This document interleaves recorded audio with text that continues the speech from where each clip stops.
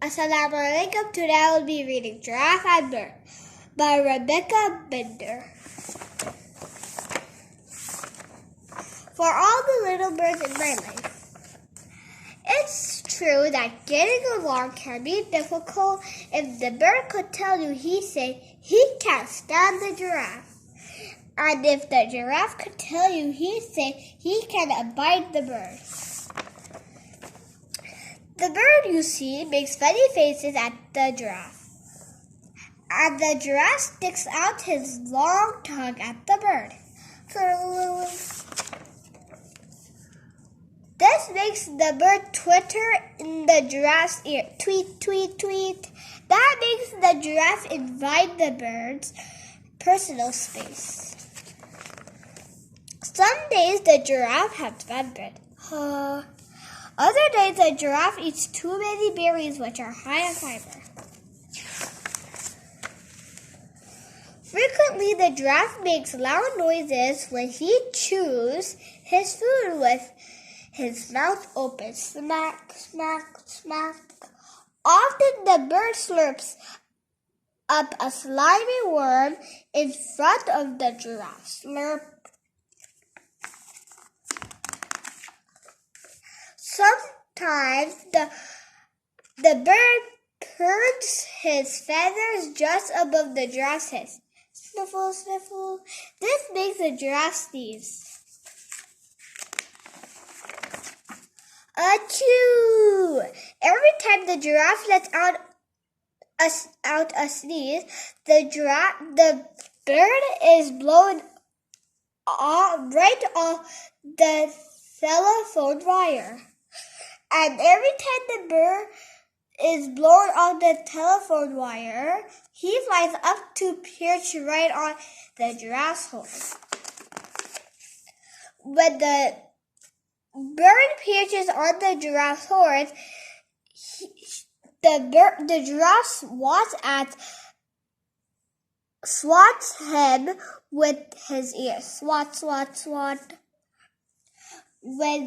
When the giraffe swats the bird with his ears, the bird pecks him with his beak. Peck, peck, peck, peck, peck. The pecking makes the giraffe shake his head until they both are dizzy. Dizzy and woozy, they both tumble to the ground. One day the giraffe loses his patience and shouts at the bird. Scram, bird! The bird gets fed up and shouts back at the giraffe. Get lost, giraffe. So they do. That night there was a seriously scary storm. All the telephone poles crashed to the ground.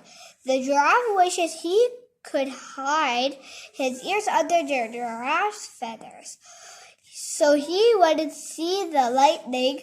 The bird wishes he could hide under the giraffe's ears, so he wouldn't hear the thunder. Crack, boom, bing.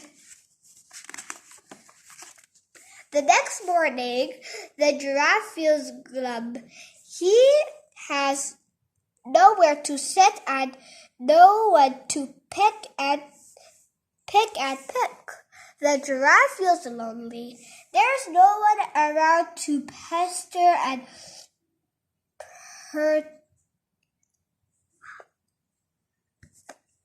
perturb him. With no one around to pester him, the giraffe has time to think. The funny thing is that all the giraffe can think about is the bird. What can he do to bring the bird back?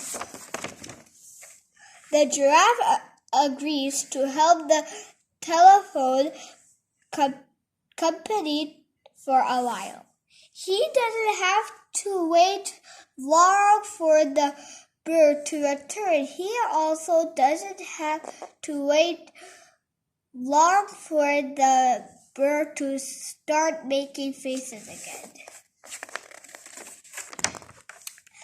Fumble, smack, smack, sweat, sweat, sweat, pick, pick, pick, slurp, smack, flap, flap, flap, tweet, tweet, turn, tweet, flap, flap, flap.